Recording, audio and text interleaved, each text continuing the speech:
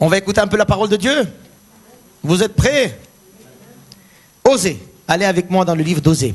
On peut regarder déjà, donc vous allez voir sur le PowerPoint les références que nous allons lire. Osée chapitre 4. J'ai mis un titre, mais ce titre-là, vous comprendrez peut-être à la fin du message. Ça ne veut rien dire tout seul. D'ailleurs, qu'est-ce que j'ai mis? Non à la destruction, oui à sa connaissance. Gloire à Dieu. Donc vous allez voir, c'est écrit aussi en arménien pour le culte en arménien qui va suivre juste après. Pour ceux qui ne savent pas qu'on a deux cultes l'un derrière l'autre, et bien juste après, après ce culte, nous avons le culte en arménien. Et donc c'est plus ou moins le même message, peut-être autrement, mais en tout cas, c'est le même Seigneur qui parle. Osée chapitre 4, nous allons lire les 3 premiers versets, et puis le verset 6, et juste après le verset 10. Il y a d'autres versets à lire aussi au cours du message. Alléluia. Vous avez déjà lu le livre d'Osée? Ce n'est pas le premier livre qu'on aurait aimé de lire, je dirais. D'ailleurs, il y en a qui ne savent pas où se trouve le livre d'Osée. Je vous encourage à prendre tous les livres de la parole de Dieu, puisque c'est la parole de Dieu. Amen. Apprenez aussi l'ordre, apprenez aussi un peu le contexte de chaque livre pour savoir qu'est-ce qui s'est passé, pourquoi Dieu a parlé à Osée. Qu'est-ce qu'il a à nous dire ce matin? Osée, avant de lire, un petit contexte. Osée vit dans le royaume du Nord, vers Samarie. À l'époque, vous savez, le peuple d'Israël s'est divisé en deux. Et Osée, c'est le prophète qui va parler au peuple de Dieu qui se trouve au nord, donc à Samarie. Il y a eu 2 capitales, ils sont divisés, comme malheureusement des divisions arrivent aussi tout le temps. Et le peuple d'Israël s'est divisé aussi. Et au nord, il y avait la capitale Samarie. Et ils avaient leur façon de louer Dieu. Et là, Osée est en train de leur parler. Il est envoyé par Dieu. Et cette ville Samarie, c'est une ville quand même assez courette, quoi. Je veux dire, Dieu leur parle, Dieu leur parle, Dieu leur parle. Ils continuent à faire leur truc. Ça vous rappelle quelqu'un, ça? Qui? Nous, n'est-ce pas? Dieu nous parle, Dieu nous parle, Dieu nous parle. Et on continue encore à être parfois des courettes, comme on est. Allez. Alléluia. Donc, et Dieu parle à ce peuple d'Israël, du Nord. Et là, Osée, la période qui prophétise, c'est la dernière période, juste avant la destruction de la ville, parce que Dieu a parlé plusieurs fois à son peuple en disant: convertissez-vous, repentez-vous, revenez. Repentez-vous, revenez. Je vais vous donner ça, je vais vous donner ci, je vais être votre Dieu, vous allez être mon peuple. Dieu a dit tout ça. Et le peuple d'Israël a continué encore à être courraide. Et là, Osée arrive en disant: ça y est, c'est fini, Dieu a pris la décision. Vous allez tous partir en exil, votre ville sera détruite. C'est pas très réjouissant, Et je voudrais vous lire cette partie-là. Écoutez la parole de l'Éternel, chapitre 4, verset 1. Enfants d'Israël, car l'Éternel a un procès avec les habitants du pays. Parce qu'il n'y a point de vérité, point de miséricorde, point de connaissance de Dieu dans le pays. Il n'y a que parjure et mensonge, assassinat, vol et adultère. On use de violence, on commet meurtre sur meurtre. C'est pourquoi le pays sera dans le deuil. Tous ceux qui l'habitent seront languissants. Et avec eux, les bêtes des champs et les oiseaux du ciel. Même les poissons de la mer disparaîtront. Eh bien. Verset 6. Mon peuple est détruit parce qu'il lui manque la connaissance. Verset 10. Ils mangeront sans se rassasier. Ils se prostitueront sans multiplier parce qu'ils ont abandonné l'Éternel et ses commandements. Un triste bilan, n'est-ce pas? Un triste bilan, comment Dieu est en train de parler à son peuple. Et quand nous voyons ce qui se passe, mensonge, parjure, assassinat, vol, adultère, pas de productivité, même les poissons de la mer, il n'y a plus. Et surtout à l'époque, eux, ils étaient près de la mer et ils vivaient par les poissons. Il n'y a plus rien. Et les habitants sont languissants, fatigués, désespérés, plus de force. c'est quoi la cause de tout ça? Pourquoi ils sont arrivés jusque-là, le peuple d'Israël, le peuple du Nord? Pourquoi est-ce qu'ils sont arrivés jusque-là? Manque de connaissance. Parce que le verset 6 nous le dit, verset 1 nous dit, il leur manque quelque chose de très important. Et qu'est-ce qu'il leur manque? La connaissance. Mon peuple se détruit parce qu'il leur manque la connaissance. Alors s'ils connaissaient quelque chose, je ne sais pas quoi, on va en parler. Donc ils ne seraient pas arrivés jusque-là. N'est-ce pas? Le peuple se détruit, vol, mensonge, adultère, échec professionnel, échec relationnel, échec familial, échec de toutes sortes. Le peuple se détruit parce qu'il leur manque quelque chose, la connaissance. Alléluia. Dans notre église, il y en a qui sont passés le bac. Je vais leur dire qui tout à l'heure. Je vais vous dire qui. Ils avaient la connaissance. La connaissance peut faire plein de choses. Mais de quelle connaissance parle notre Seigneur ici? Ça veut dire que si ils avaient cette connaissance, c'est le contraire qui allait leur arriver. Le salut, la joie, la réconciliation, la réussite, la productivité, les bonnes relations, aussi spirituelles. Regardez Deutéronome, quand on parle de Deutéronome 28, toutes les bénédictions. C'est quoi les bénédictions de 28? On aime beaucoup lire et prêcher là-dessus, hein? Tu auras ça, et tu auras ci, tu auras ça, et tu auras ci. Tout le monde dit Amen, Alléluia. Même le non-croyant, il va dire Amen, Alléluia, je veux tout ça. Alléluia, mais c'est vrai. Hein? N'est-ce pas? Et là, il dit, il vous manque la connaissance, et regardez où est-ce que vous êtes arrivés. Et moi, je dis, mes frères et sœurs, on peut aussi être détruit. Nos familles peuvent être détruites. Nos finances peuvent être détruites. Notre spiritualité peut être détruite. À cause de manque de connaissances. Vous êtes d'accord là-dessus? C'est la parole de Dieu. Hein? Pas de vérité, pas de miséricorde, pas de connaissance. Et le résultat, destruction. Et la destruction ne vient pas comme ça vient regarder étape par étape. Parfois on pense que nous, on ne peut jamais renier le Seigneur. On pense que nous, jamais on peut renier le Seigneur, mais je vous dis, oui, demain tu ne renieras pas, mais peut-être ça peut venir petit à petit. D'abord pas de vérité, après un peu moins de miséricorde, puis un peu moins de vérité, et tu commences un peu de mensonge par ici, un petit peu de mensonge par là, et puis un peu de vol. Ah, vous dites, est-ce que nous volons? Vous allez dire, jamais. Mais regardez bien, des petits détails. Puis mensonge par là, mensonge par ici. Meurtre. Est-ce que tu as tué quelqu'un? Non. Mais par la bouche, qu'est-ce que tu as dit il n'y a pas longtemps?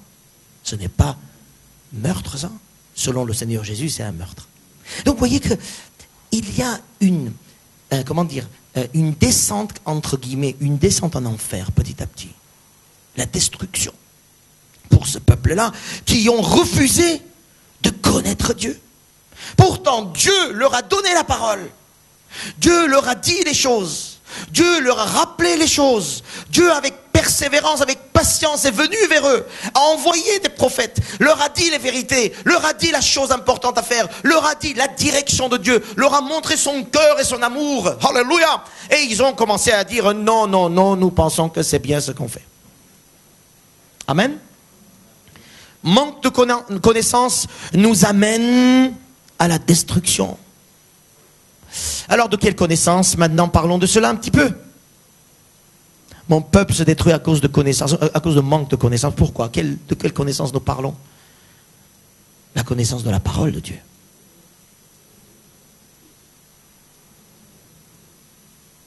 La connaissance de la parole de Dieu. La connaissance de la révélation de Dieu. La connaissance de ce que Dieu dit, ce qu'il fait, ce qu'il est. La connaissance de la parole, mais aussi la connaissance de celui qui a dit la parole. Alléluia. Manque de connaissance de la parole de Dieu et de Dieu lui-même nous amène à la destruction. Tôt ou tard. Alléluia. Tôt ou tard.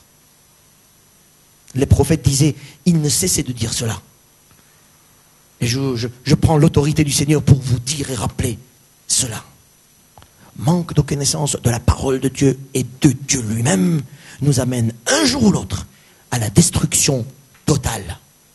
Corps, âme, esprit, relations, finances, tout nous amène jusqu'à là. Alléluia. 2 Timothée, chapitre 3, verset 16, un verset qu'on connaît bien, nous dit un petit éclairage, on va dire, sur ce qu'est la parole de Dieu. Qu'est-ce qu'elle fait, la parole de Dieu? Beaucoup de gens aujourd'hui connaissent la parole, mais ils n'ont peut-être pas, ils se sont peut-être pas appropriés cette parole. Quelle est la parole de Dieu? Toute l'écriture est inspirée de Dieu, dit ce texte. Et utile pour enseigner, pour convaincre, pour corriger, pour instruire dans la justice, afin que l'homme de Dieu soit accompli et propre à toute bonne œuvre. La parole de Dieu, l'écriture, est totale, parfaite. Elle est inspirée de Dieu afin que l'homme de Dieu puisse être corrigé, transformé, pardonné. En fait, en quelque sorte, qu'il soit un homme accompli. Accompli veut dire, dans tous les détails de sa vie, qu'il ait une révélation de Dieu, afin que ce qu'il va faire, les bonnes œuvres qu'il est en train de dire, eh bien, ces bonnes œuvres puissent être inspirées de Dieu. Et ça ne soit pas juste une œuvre. La connaissance, quand il nous manque la connaissance de Dieu, il nous manque à être accompli. Nous ne sommes pas accomplis quand il n'y a pas la parole de Dieu. Nous ne sommes pas des hommes et des femmes parfaits. Nos cœurs et nos œuvres ne vont pas dans la même direction que de Dieu s'il n'y a pas la parole de Dieu. C'est pour ça que mon peuple se détruit. Parce qu'il lui manque la connaissance. La connaissance de Dieu, de la parole de Dieu en tout cas.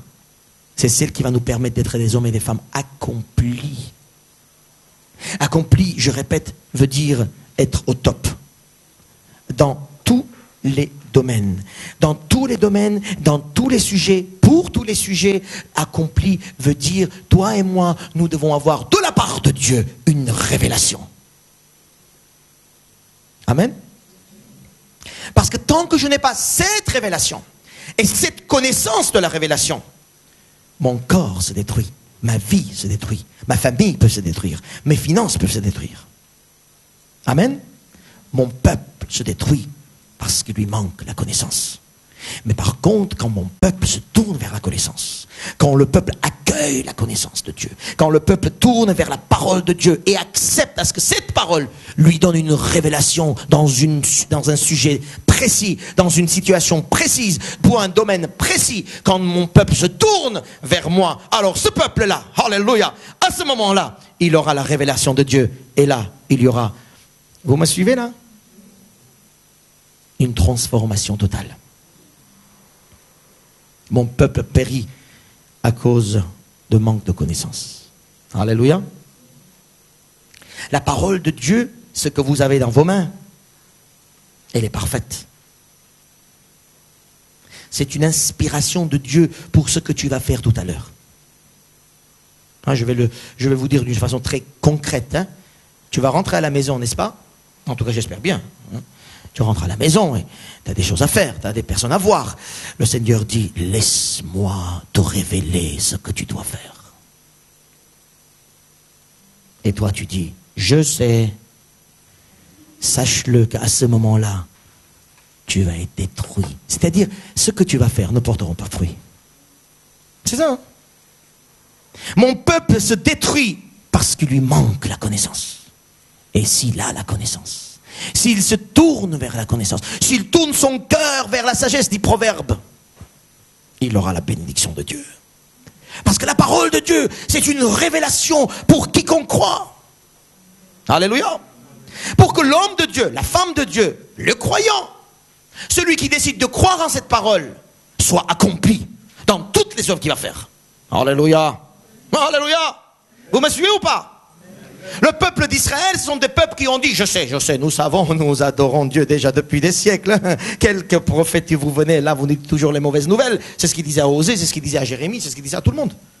Tous les prophètes qui disaient, retournez à la parole, retournez à la parole, retournez à la parole. Ils disent, oh, on sait tout ça. Et il y a eu 2 exils, Samarie et Juda. Ah ouais? Pourquoi? Parce qu'ils n'ont pas écouté la révélation de Dieu par sa parole. Amen. 1 Pierre, chapitre 1, verset 23, juste après Hébreu. Jacques, vous allez tourner. Regardez, dit à peu près la même chose.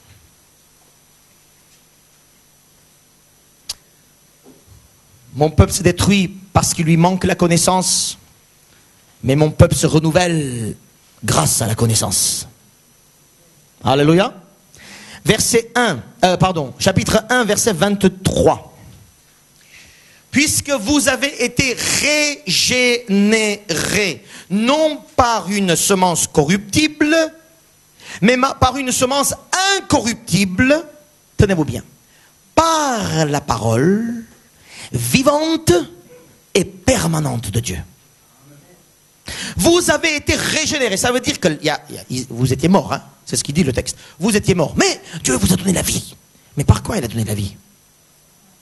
Par la parole qui est vivante et permanente. Alors ça veut dire le premier mot d'abord régénération. Ça veut dire donner une vie, donner la vie. Dans vos situations difficiles, dans des domaines difficiles, alors que vous pensez qu'il n'y a plus d'espoir, il n'y a plus rien et tout ça, vous n'avez pas parfois besoin d'avoir un souffle de vie? Vous n'avez pas parfois besoin que Dieu vous souffle en disant, reçois la vie. Reçois la résurrection à ce moment. Reçois ici à ce moment-là, dans ce domaine-là, reçois de ma vie. Mes amis, mes frères et sœurs, je vous le dis, on a besoin d'être régénérés. Nos œuvres ont besoin d'être régénérées. Nos paroles ont besoin d'être régénérées. Notre âme a besoin d'être régénérée. Notre esprit a besoin d'être régénéré. Alléluia! Et par quoi est-ce que cela se fait? Par la parole vivante et permanente de Dieu. Acclamez le Seigneur pour ça. C'est un cadeau qu'il nous a donné. Alléluia. Alors, c'est une parole vivante, ça veut dire que cette parole a absolument quelque chose à dire pour toi dans ce domaine-là. Alors, n'allez pas me dire que Dieu n'a rien à dire pour moi dans cette affaire. Si, dans toutes les affaires, Dieu a une parole pour toi. Parce que sa parole est vivante, c'est pas juste les dimanches matins. La parole, c'est pas juste de temps en temps, ce qu'il me rend, c'est pas des versets soulignés, hein. Le Seigneur a donné toute la parole et toute la parole a besoin d'être renouvelée dans ta vie de tous les jours. Amen. Donc elle est vivante. Et aussi elle est permanente, ça veut dire que tout le temps. Et oui, tout ce que tu fais, Dieu a une parole pour toi. Alléluia. Parce qu'il sait, si tu ne sais pas ce qu'il te dit, tu vas être malheureux. La destruction, pas de réussite. Vol, mensonge, pas d'adultère, toujours difficulté, toujours être oppressé. N'est-ce pas? Alors que la parole vivante, elle vient à ce moment-là en disant, connais cette parole, il y a une révélation pour toi, connais cette parole pour que tu reçois la vie. Alléluia. Amen. Et permanent, ça veut dire pour tout le temps. Et oui, je répète toujours, là où vous êtes au travail, à la maison, aux toilettes, la douche, avec les amis.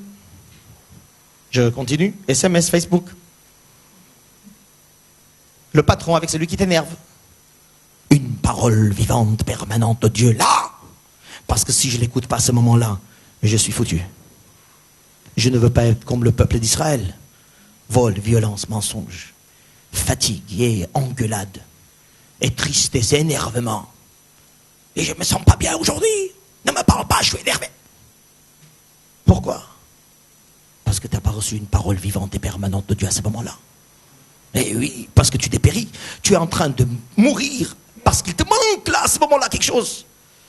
Ton esprit à ce moment-là est en train de mourir. Combien de gens sont en train de mourir spirituellement et psychologiquement? Pourquoi? Dieu ne les sauve pas. Dieu ne les aime pas.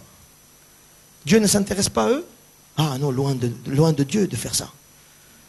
Dieu, il s'intéresse à eux. Dieu, il les aime. Dieu, il a envoyé son Fils pour eux. Dieu, il a une parole pour eux. Dieu, il a une direction pour eux, une orientation pour eux, une résurrection pour eux. Il faut juste qu'ils connaissent cela. Il faut juste une partie d'oreille. Écoutez ce que la parole vivante et permanente de Dieu a à leur dire à ce moment-là. Alléluia. Amen. Mon peuple se détruit parce qu'il lui manque la connaissance. Seigneur, plus de connaissance je veux que dans chaque domaine de ma vie, ta parole qui vient me régénérer, ta parole qui vient me donner la vie, ta parole qui vient me souffler la vie, ta parole qui vient me remplir de toi, j'ai besoin de ça. Sinon, Seigneur, c'est la mort certaine. Vous avez compris un peu l'enjeu de ne pas être sous l'emprise de la parole de Dieu. Et oui, parfois on pense que tout va bien. Les Samaritains, là, alors que Amos est en train de dire vol, mensonge, violence, vous allez partir, vous allez être en exil et tout ça, ils disaient non, tout va très bien. Tout va très bien. Arrête de nous donner des mauvaises nouvelles à chaque fois, Amos, Osée, calme-toi, arrête, prophète de malheur, va. Chut. À Jérémie, ils ont dit la même chose, à Osée aussi. Parce qu'eux, ils ne sentaient pas du tout l'enjeu spirituel de ce que le prophète disait. Et parfois, nous aussi, on a notre travail, on a notre salaire ou pas, ou on a ça, voilà, on a notre routine qui tourne comme ça, et on dit, wow, ça va, quoi? Le pasteur, il dit, vous allez mourir. Mais quoi? De quelle mort tu parles? Tout va bien. J'ai payé les crédits de ma maison, le crédit de ma voiture, c'est à moi. Je ne perdrai pas. Et non, non, non. Il y a un enjeu spirituel très grave. Si pour chaque situation de ta vie, tu n'es pas sous la révélation de la connaissance de la parole de Dieu, tu n'es pas régénéré. Et quand tu n'es pas régénéré, c'est que tu es mort à ce stade-là. Alléluia. La parole nous donne la vie. Une parole vivante et permanente pour toujours, tous les jours, chaque situation. Alléluia. Amen. Amen. Non, c'est pas très un bon amen là. Un grand amen, il n'y a pas? Amen. Alléluia. Vous dites ça pas pour moi, hein, pour le Seigneur. Hein. Enfin, ça vous arrive parfois quand vous allez faire les courses et tout ça, les gens vous disent, est-ce que vous voulez? Tu dis amen. Tu es tellement habitué à l'église de dire amen, amen, aux gens à l'extérieur, tu dis oui, amen. Ça nous arrive toujours. J'étais l'autre jour avec je sais pas qui, il me dit alors, monsieur le pasteur, c'est comme ça. Je dis oui, amen, amen. Après, je me suis rendu compte que j'ai dit non, c'est amen veut dire oui. Voyez, donc, tu expliques après. On rentre dans les amen comme ça. Gloire à Dieu. Alléluia. Amen. Nous aimons notre Dieu. Et oui, il est là aussi, partout. Quand je fais les courses aussi. Hein. Amen. Et oui. Même avec 30 ans en face de moi, il n'y a pas des gens qui comprennent ce qu'est amen. Mais moi, je sais ce que c'est amen. La parole de Dieu, les promesses de Dieu sont oui et amen, dit la parole. Nous l'aimons ça. Alléluia. Connaître la parole de Dieu parce que la parole de Dieu est vivante, permanente et régénératrice. Alléluia. Dans chaque situation et pour chaque situation. Mais maintenant, la deuxième chose que je voudrais relever avec vous, connaître c'est une chose. Et de croire dans cette parole, c'en est une autre. Tellement de chrétiens qui connaissent la parole de Dieu. Ils vont trouver tous les versets pour ce que tu dis. Ils vont te donner des leçons. Parce qu'ils connaissent la parole. Alléluia. Je ne parle pas connaître la parole dans le sens où je connais où se trouve quel verset et je sais les histoires bibliques. C'est pas le savoir qu'on est en train de dire, hein. C'est très important de le savoir, parce que si tu ne sais pas l'histoire de Jésus qui est mort sur la croix, au niveau intellect, tu ne peux pas le croire. Mais à un moment donné, il faut que ça descende quelque part. Il y a la connaissance intellect, historique, exégétique. Vous savez ce que ça veut dire exégétique? Ça veut dire interprétation du texte. Hein? Il y a cette connaissance importante, mais cela, c'est qu'une première étape. après, en face de cette parole que tu connais, intellectuellement, que tu as lue et tu te rappelles, hein, en face de ça, il faut cette confiance, cette foi, ce désir de l'approprier pour toi. C'est ça, connaître Dieu, hein, et connaître la parole de Dieu. Connaître la parole de Dieu, c'est aller plus loin que le savoir intellectuel, que le savoir historique, que le savoir exégétique. Aller plus loin, c'est de donner une foi à cette parole. Alors je vous rappelle le message de la semaine dernière, pour ceux qui se rappellent et pour ceux qui ont allé regarder sur le net. C'était quoi l'histoire de la semaine dernière? Donner une foi étonnante à ce Dieu étonnant. Quand Dieu a dit à Noé, construis cette arche. Parole étonnante. Noé l'a bien entendu. Il a connu ce que Dieu dit. Mais, je veux dire, l'étape, c'était quoi? Il l'a fait.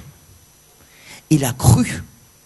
Il lui a fait une confiance. Et donc, il a agi selon ce que la parole lui a dit. Alléluia. Mon peuple se détruit parce qu'il lui manque la connaissance. La connaissance de ce que Dieu est, de ce que Dieu dit, mais la connaissance aussi de cette parole qui va me toucher et me transformer. Donc je m'engage à cette parole. C'est ça la connaissance. Alléluia. Parce que connaître, on peut tous connaître. Connaître tout. Mais qu'est-ce que cela se fait? Là, vous pouvez m'entendre, hein, le message que je vous raconte, là, c'est très bien. Vous allez peut-être même sortir un petit résumé tout à l'heure en disant « Pasteur a dit ça, Pasteur a dit ça », c'est très bien, mais après. Ça, c'est la première étape, comme ça tu n'as pas oublié, merci Seigneur. Parce qu'il y en a qui oublient juste après, 5 minutes après. Hein. Gloire à Dieu. Mais gloire à Dieu qu'il y en a qui n'oublient pas. Hein. Et après. Connaître la parole, c'est d'entendre la parole, de comprendre cette parole, et pour moi, une parole vivante et permanente pour maintenant, et après lui donner tout mon être de confiance, de foi, et d'obéissance. Connaître la parole de Dieu, c'est cela. Alléluia. Ça s'appelle avoir une foi étonnante. Quand les gens disent « Je crois en Dieu », c'est bien. Mais moi, je veux voir des personnes qui font des bêtises, enfin pas des bêtises, des folies. Des folies. Parce qu'ils croient en Dieu.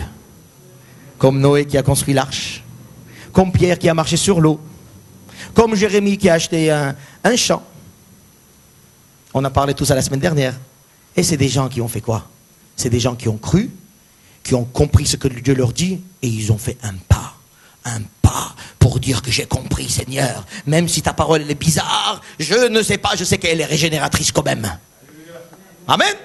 Même si ta parole est bizarre, je ne comprends pas, cette chair, cette tête va bien, voilà. Mais je décide de croire. Je décide que cette parole soit la mienne. Je décide de la connaître. Et d'ailleurs, dans la parole de l'Ancien Testament, le mot connaître, c'est être un avec. Hein, dans l'Ancien Testament, le mot connaître, c'est être un. Et oui, mon peuple se détruit parce qu'il lui manque la connaissance, parce qu'il n'est pas un avec ma parole. Vous avez compris ça? Donc connaître, c'est bien, mais après, il faut être un avec la parole. Une seule personne.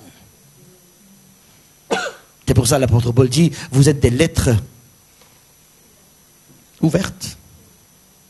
Eh oui, parce que la parole et moi, c'est la même chose. Alléluia. Alléluia. Amen, ça veut dire oui, pasteur, on va faire comme ça, ou amen, j'ai compris, pasteur. C'est quoi le truc? Alléluia. Gloire à Dieu, gloire à Dieu. Connaître, mes amis, je dis tout à l'heure, je répète, et je vais mettre l'accent là-dessus. Connaître la parole qui sort de la bouche de Dieu, et connaître aussi Dieu qui donne cette parole.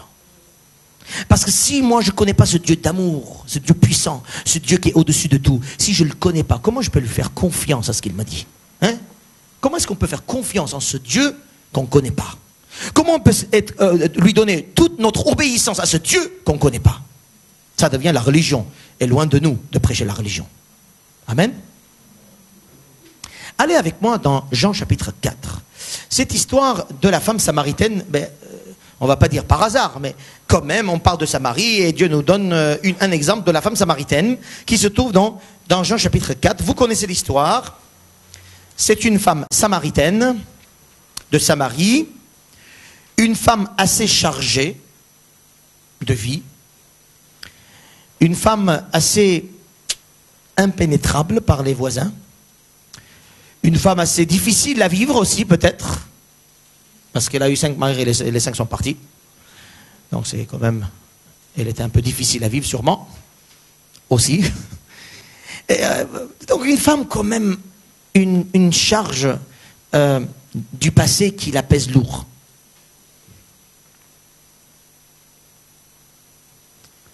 Mais elle vit quand même, elle vit sa vie. Elle fait ce qu'elle a à faire. La survie, quoi.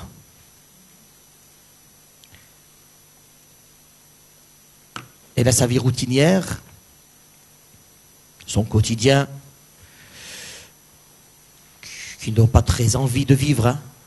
La façon qu'elle vit un peu, elle veut fuir les gens, les regards des gens. Elle veut être seule. Elle veut vivre sa vie en cachette. Mais elle vit, elle a besoin de survie. Elle est sage, elle a organisé sa vie d'une manière qu'elle ne soit pas affrontée aux autres, puisque nous la voyons sortir à midi de chez elle pour aller prendre un peu d'eau dans le puits. Et à midi, en Samarie, en plein désert, personne ne le sort. Hein. Personne ne sort. Pourquoi elle sort à midi? On sort ou le matin à 8h ou l'après-midi vers 17-18h. Pourquoi elle sort à midi? Eh oui, elle ne veut pas voir les autres. J'ai eu une vie tellement chargée, pasteur, que tu sais quoi? Arrête de me dire viens à l'église. J'ai pas envie. J'ai pas envie de voir les autres. Je suis très triste. J'ai pas envie de voir les autres. Et t'as vu ma vie, regarde. Échec sur échec. Échec sur échec. À peine je tombe amoureuse d'une personne, il s'en va. Qu'est-ce que c'est que cette affaire? Échec sentimental et financier. Il n'y avait pas le chômage à l'époque. Hein.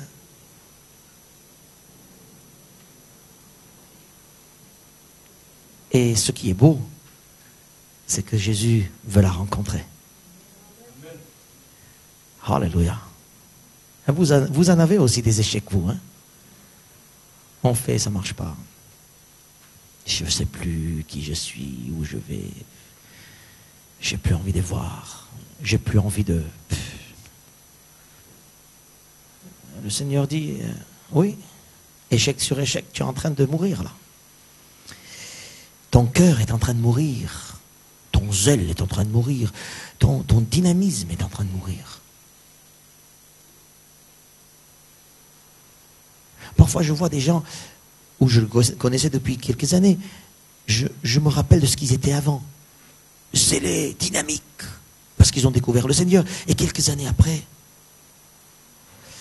et parce qu'ils ont eu des échecs, ils ont tombé plusieurs fois. Ça n'a pas marché, je ne sais pas si c'est votre cas. Vous me regardez, c'est comme si vous ne savez pas de quoi je parle. Alléluia, mais bon, je sais que ce n'est pas vrai. Cette femme, samaritaine, pas aimée par les voisins, parce qu'elle a le caractère, je ne sais pas quoi. Parce qu'on l'a aussi peut-être même jugée faussement. Ça arrive. Alléluia. Et le Seigneur vient, il dit, donne-moi à boire. Donne-moi à boire, j'ai besoin de toi. Eh oui, et ça fait longtemps, il n'a pas entendu quelqu'un qui dit j'ai besoin de toi. Depuis longtemps, tout le monde disait, vas-y, débrouille ta vie. Vas-y, espèce de... Vas-y, fais ce que tu veux de ta vie. T'es comme ça, t'es comme ci, t'es comme ça, t'es comme ci, t'es comme ça. Vous avez entendu des choses, hein? T'es comme ça, t'es comme ci, t'es comme ça, t'es comme ci. Ça va, j'ai au moins une parole. Il n'y a pas une parole positive pour moi. Non, bon, ça va. Et là, Jésus est là. Viens, j'ai besoin de toi. Tu as quand même quelque chose qui est utile pour le royaume de Dieu. Alléluia! Tu as quand même quelque chose en toi avec laquelle tu vas faire des choses extraordinaires. Jamais moi, Seigneur, non, je ne peux pas. Hein, viens, c'est Moïse, entends. Hein. Moïse, Dieu l'appelle, il dit, je ne peux pas. J'ai la bouche, je bégayais un peu. Le Seigneur dit, qui a créé la bouche? Calme-toi, chut. Voyez, c'est encore une fois étonnante. Dieu nous parle d'une façon étonnante et il veut absolument qu'on ait une foi étonnante. Et quand on est devant ce Dieu puissant qui nous donne une parole, une connaissance, quand on est devant en disant oui, je peux pas, je sais pas, et j'ai mal, le Seigneur dit, t'as pas honte. Et nous sommes devant un Dieu étonnant. Alléluia. Oui, mais peut-être tu n'es pas du tout celui qu'il faut pour les autres, mais tu es quelqu'un qu'il faut pour le Seigneur. Amen. Alléluia. Et oui, t'as pas de voiture, t'as pas de maison, t'as pas de ça, t'as pas de travail bien, t'as pas ça, t'as pas ci, tu sers à rien pour la société. Oui, je sais, je sers à rien pour la société, mais pour le Seigneur, je sers à quelque chose. Amen. C'est pour ça, le Seigneur dit à cette femme, viens, viens, donne-moi de l'eau. Non, Seigneur, tu es juif, tu es un homme, je suis une femme, je suis samaritaine, toujours le prétexte.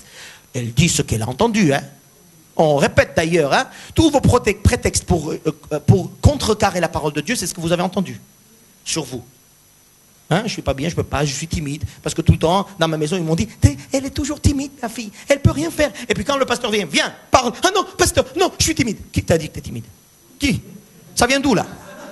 On m'a toujours dit, je m'en fiche ce qu'on t'a dit, regarde ce que le Seigneur dit. Amen, ainsi de suite. Hein. Mon peuple s'est détruit parce qu'il lui manque la connaissance.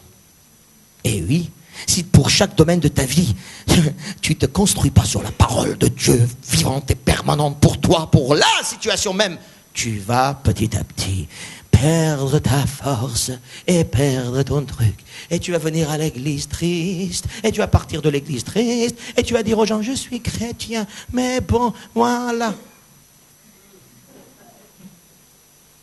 Et ça, c'est la parole de Dieu, ça?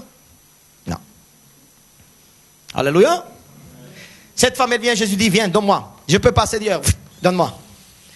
Et là, Jésus a donné une parole. Quand la femme a dit non, Jésus a dit, si tu connaissais le don de Dieu, et c'est lui qui te dit, donne-moi à boire.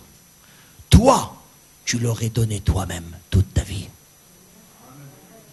Alléluia, quel programme pour cette femme, elle qui vient triste, elle qui vient ça, elle qui vient comme ci, elle qui vient comme ça devant le Seigneur, et le Seigneur dit, donne-moi, elle dit, non, je peux pas, je sais pas, quels sont même et tout ça. Le Seigneur dit, où en toi, si jamais tu sais qui je suis, donc ça c'est encore la connaissance, qui je suis et quel est le don, ça veut dire qu'est-ce que je te donne là, quelle est la parole que je te donne, c'est le don, c'est un cadeau, la parole de Dieu pour nous. Alors si vous comprenez ça, si on peut comprendre que la Bible c'est un cadeau de Dieu, alors là on est vraiment remercié, tout le temps on remercie le Seigneur. Bon, alors, si tu connaissais ça, si tu connaissais le don, tu saurais, et tu aurais fait des choses, et tu ferais des choses extraordinaires, si juste tu connaissais.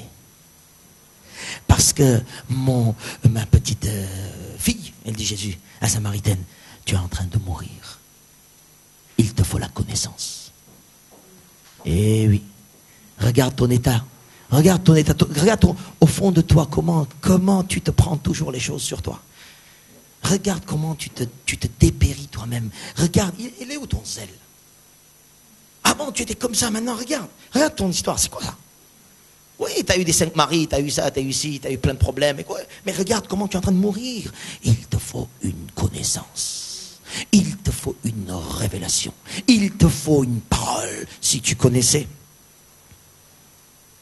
des eaux jailliront de ton sein. Hein. C'est un peu ça l'idée. Hein. Jusqu'à dans la vie éternelle. Si tu connaissais juste cette parole du Seigneur, tu serais une personne tout à fait différente. Contraire d'ailleurs ce que tu es maintenant. Alléluia. Cette femme sans force, toujours négative, le Seigneur dit, tu seras une femme tout à fait contraire. Et c'est ce qu'elle a été. Elle était venue pour puiser l'eau, elle a laissé sa cruche. Elle est partie dans son village, elle a fait la chose contraire de ce qu'elle fait. À midi, elle prend la cruche, elle amène l'eau, elle ramène. Et là non, elle laisse sa cruche et elle va voir les autres. Et vous savez qu'est-ce qu'elle dit? J'ai trouvé le Messie. Il m'a dit que j'avais 5 maris. Elle est en train, en public, dans le village, répéter ce qu'elle est devant tout le monde. Parce que maintenant, elle s'en fiche les regards des autres. C'est le regard de Jésus qu'elle a trouvé. Alléluia. Gloire à Dieu. Il lui manquait la connaissance de dire Jésus, regarde-moi. Je suis le Messie, celui qui te parle. Et Juste une chose, elle connaissait les choses spirituelles, hein, cette femme. Hein. Elle parle de Jacob avec Jésus. Elle parle de Moïse, elle parle du Messie. Elle était quelqu'un qui connaissait la parole de Dieu, mais qu'elle n'était pas délivrée par cette parole. Comme beaucoup d'entre nous, on connaît beaucoup la parole de Dieu, mais on n'est pas délivré par elle. Et le Seigneur dit, tant qu'il te manque cette connaissance de délivrance, tu seras lié. Et comme on a vu dans Osée, tu seras petit à petit vers la mort, la direction de la mort. Parce que c'est la parole, la connaissance de la parole vivante et permanente qui viendra te donner la force pour te délivrer de là. Alléluia! C'était mon premier point, tout ça. Hein?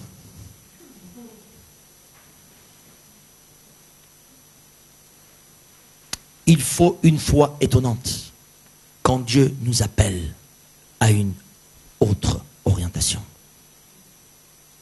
Une foi étonnante de dire, Seigneur, ce que tu me dis là va pas du tout avec ce que je suis. Le Seigneur dit, fais ce que je te dis et tu seras sauvé. Amen. Allez avec moi toujours, revenez avec moi dans Osée. Et nous allons terminer par là, Osée chapitre 6. Et je vous invite à cette prière que Osée nous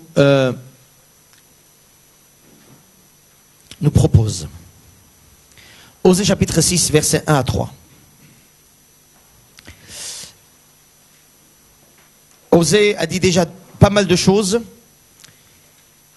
Il donne quand même encore, avant la destruction de Samarie, il donne encore une occasion de revenir à Dieu. Alléluia. Alléluia. C'est vrai que le Seigneur est bon.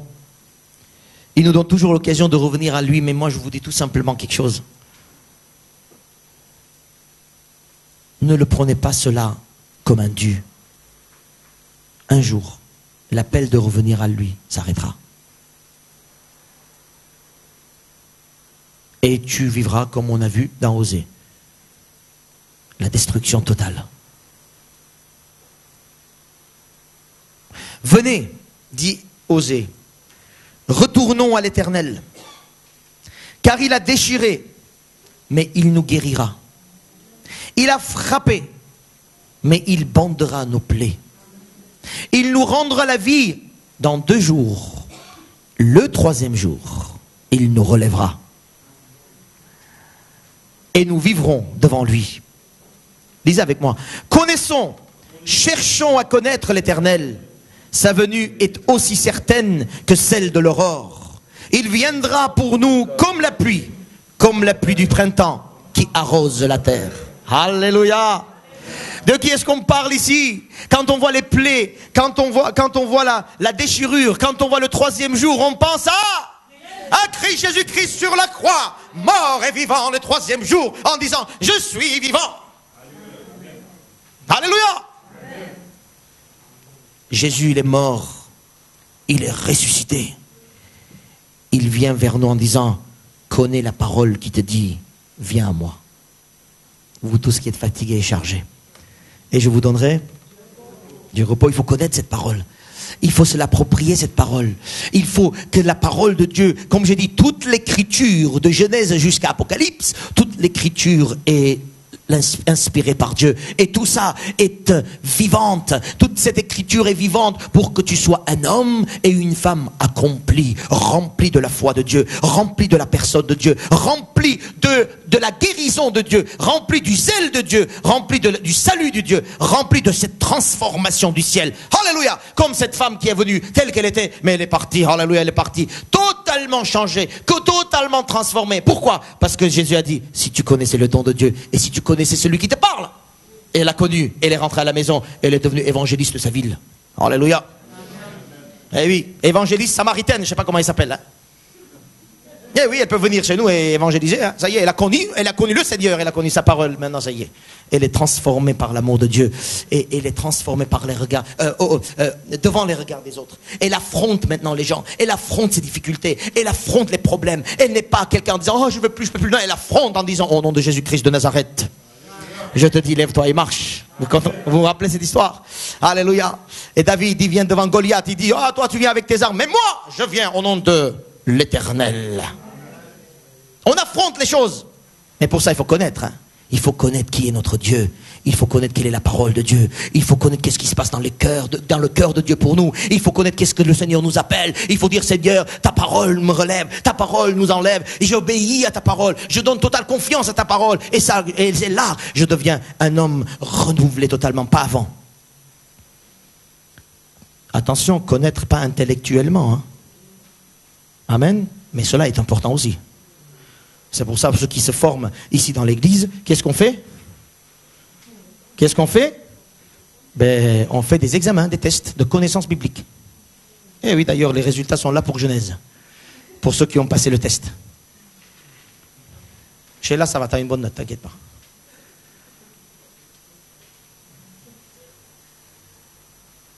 Et oui, il faut connaître. Mais c'est pas ça qui me sauve. Je dois connaître intellectuellement, mais après je dois donner toute ma foi parce que j'aime celui qui parle. C'est tout simplement ça. Hein? Est-ce que tu aimes celui qui parle dans ce bouquin? Est-ce que tu aimes de toutes tes tripes celui qui dit ces choses-là? Alors si tu l'aimes, tu lui donnes une totale confiance. Alléluia. Oh, nous bénissons le Seigneur. 4 étapes. Désirer le changement. Et oui, le peuple d'Israël, s'il ne désire pas le changement, il n'y aura rien pour lui. Et c'est ce qui s'est passé. C'est ce qui s'est passé, destruction. Et oui, ils n'ont pas désiré, ils ont compris, ils ont entendu ce que le prophète a dit pendant des siècles. Mais ils n'ont pas désiré. Je ne veux pas le changement, ça me suffit. C'est bien, je suis comme je suis, c'est très bien. Bon, ok, ben tu y restes. Pas de problème, le Seigneur, jamais il m'oblige au changement, jamais. C'est moi qui dois désirer. Désirer le changement, deuxième. Connaître le Seigneur et sa parole. Ça veut dire donner tous les moyens pour que je connaisse le Seigneur et sa parole. Tous les moyens, ça va dans l'étude de la parole, dans la lecture de la parole, dans ce sérieux quand je suis devant la parole, dans ce sérieux quand je donne toute la première place à la parole. Il y a beaucoup de chrétiens qui disent, ouais, je lis la Bible. Quand est-ce que tu lis? Entre 2 portes, entre 2 films, entre 2 pubs. C'est ça, connaître la parole? Non, non, connaître la parole, c'est je sors de mes tripes pour connaître ce qu'il y a là-dedans. Parce que j'aime celui qui m'a écrit. Alléluia. Eh oui, ceux qui sont amoureux, ils reçoivent une lettre de leur amoureux, je ne te dis pas comment ils vont ouvrir. Hein. Eh oui, ils vont aller même aux toilettes pour dire que personne ne me dérange, je vais lire ce qu'il y a dedans. Et la parole, on laisse sur le chevet, hein, et puis on reste pendant des siècles là-dedans. Et après on dit, j'aime Dieu. Un petit problème. Désirer le changement, connaître la parole, donner tous les moyens pour connaître la parole et le Seigneur. S'approprier la parole quand le Seigneur dit une chose. Il faut que tu t'appropries la parole. Quand le Seigneur a dit à cette femme, va chercher ton mari. Elle n'a pas dit de quoi tu me mêles. Elle n'a pas dit de quoi je me mêle. Elle a dit, oh Seigneur, tu as touché le nœud du problème. Eh oui, c'est le Seigneur. Hein? Quand Dieu a dit à Noé, construis l'arche. Il n'a pas dit, t'es fou quoi? On ne construit pas dans le désert. Eh oui, j'ai entendu, je connais, mais là la parole, non. Une totale confiance, foi, s'approprier ce que la parole dit. Quand le Seigneur te dit, lève-toi et marche, il faut que tu te lèves et tu marches. Quand le Seigneur dit, fais ça, il faut que tu fasses ça. Quand le Seigneur dit, je te vois comme ça, il faut que tu te vois comme ça. Alléluia. Tout le monde dit que t'es moche. Ouais, mais le Seigneur dit quoi? Vous comprenez l'histoire? Agir, 4e point, agir selon cette parole. Alors je rajoute un mot s'il vous plaît. Agir selon cette parole maintenant. Parce que c'est une parole permanente et vivante maintenant. Si tu dis demain, c'est que tu n'as rien compris.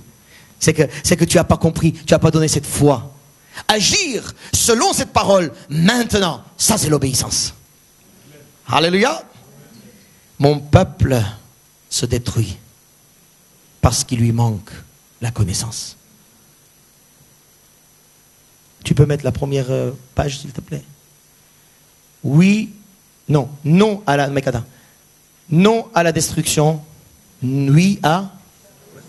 Maintenant, vous avez compris de quoi je parle. Non à la destruction. Je ne veux pas être détruit. Je ne veux pas que mes finances se détruisent, mon corps, mon âme, mon esprit, mes relations, mon couple, mes enfants, je veux pas la destruction, Seigneur. Et comment je m'en sors? Connais la parole. Connais la parole, connais la parole. Et celui qui fait cela, eh bien, ce sont des hommes et des femmes joyeux, le plus heureux sur cette terre. Alléluia. Amen.